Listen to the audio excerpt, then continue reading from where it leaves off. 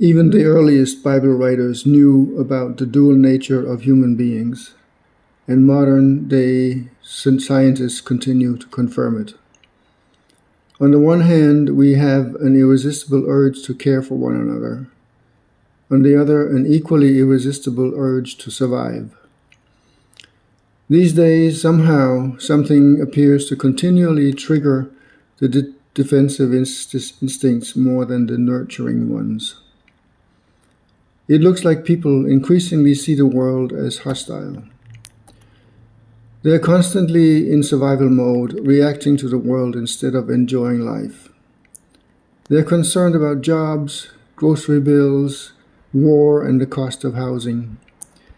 Many have lost faith that the government is capable of providing solutions, lost as it is in internal power struggles.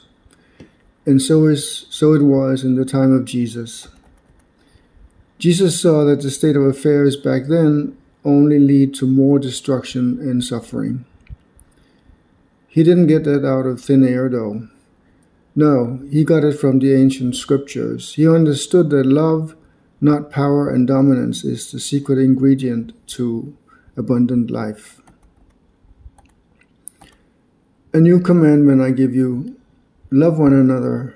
As I have loved you, so you must love one another. By this everyone will know that you are my disciples, if you love one another. He says, according to John in chapter 13, verses 34 and 35.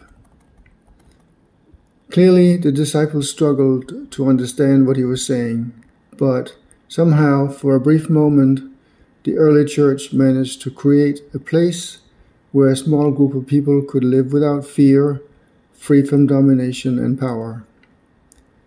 There was not a needy person among them, writes Luke in Acts 4, verse 34. But that did not last long. Soon the church found itself mixed up with both internal and external power struggles.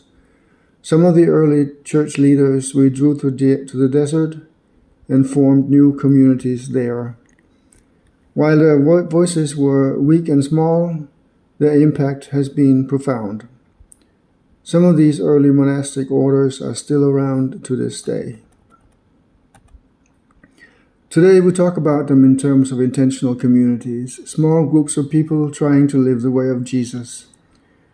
They think personal possessions, hierarchical governance, and personal independence are obstacles, not the way to abundant life.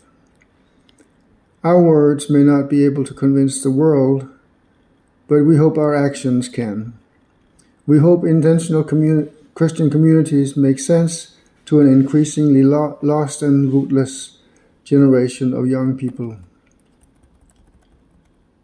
In our new world, we realize that cooperation is better than competition.